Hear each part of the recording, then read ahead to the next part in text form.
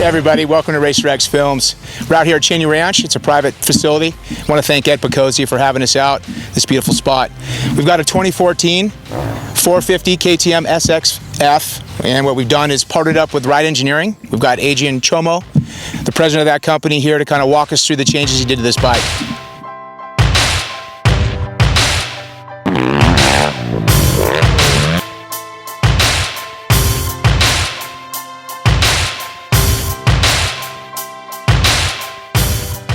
KTM built a pretty good production race bike for 2014, and what we have here is a bunch of modifications that we think will make that bike a lot better. We have Luke Reardon out here today. He's a younger brother of Dan Reardon, and he's been riding KTMs for about 3 years, so he's going to give us his opinion on our changes. So basically, what we wanted to do was only add products that either enhance the performance or take off weight. For weight savings, we added the titanium full race system. We added the titanium Raptor pegs. We added the Ride Engineering YZ85 brake line with the Honda fork protectors. We did a Shore Eye lightweight battery. And the last little item that reduced some weight was this little stainless steel pipe guard. It's about half the weight of the stock plastic protectors. Total weight saved on this bike was 4 pounds. The 3 areas that we made changes on was the handling, suspension, and the motor. So let's talk about the handling. I thought this bike's stock handled okay, but I tended to hit the outside lines quite a bit, so I definitely wanted to make it a little more nimble. So what we did was we used some 20.5 millimeter offset triple clamps to quicken the steering. And a new feature we have for 2014 and for KTM is that we created a rubber mounted triple clamp. And you vet guys, you're going to really like these because they reduce hand fatigue and they just take some of the buzziness out of the handlebars. The next thing we did for handling is we added one of our steering dampener kits.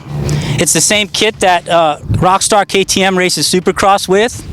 And what that thing kind of does is it helps the bike in transitions, and it just takes a little less effort to ride the motorcycle. The third thing we did was we added our longer linkage arm. The longer linkage arm tends to stiffen up the initial part of the stroke, which takes some of the wallow out of the back end, and as a result you can enter turns a little harder and faster, and you hook up better on out on acceleration. In terms of suspension, we set up this motorcycle for a 150-pound vet intermediate rider.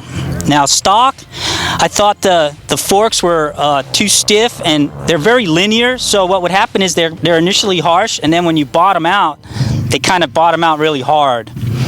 And the shock tended to skip over rough terrain. It wouldn't really follow the contour of the ground. We went to shock therapy and we made some changes. We went with softer springs front and rear, and then we put in some new aftermarket spring perches, and what they do is they constrict the oil flow in the last third of the stroke, so they make the valving much more progressive. We also lowered the preload about 2 millimeters on the front end, and if you're coming off a Japanese motorcycle, these KTMs tend to feel a little front end high, so that really made the bike just feel more balanced for me.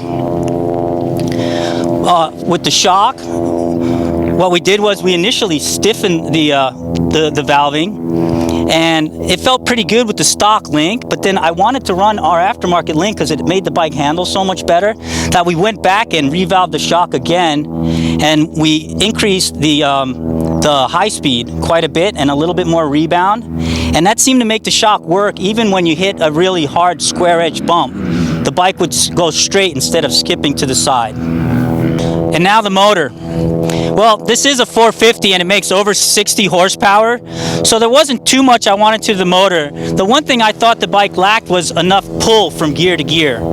So I made 3 small changes. First, we got the ignition switch from KTM and we set it on aggressive. The next thing we did is we got the FMF full exhaust system, and that gave the bike more low end and mid-range.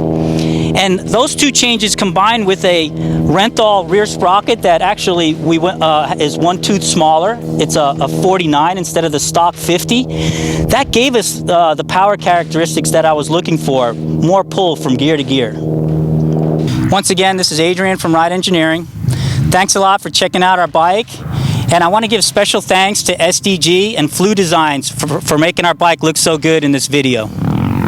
I've been out there for a couple of rides today. The last 2 months I've been riding a stock 450, and yeah, this thing, definitely the power is really responsive down low. They've made a few changes with sprockets and ignition and a few different things, which has made a big difference.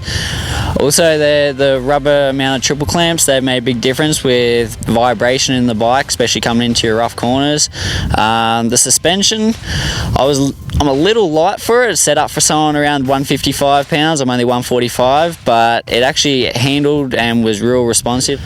I really like the steering dampener. I used to ride a Honda 250F back in 2010, and yeah, it actually felt really good coming into my corners. It was real controllable.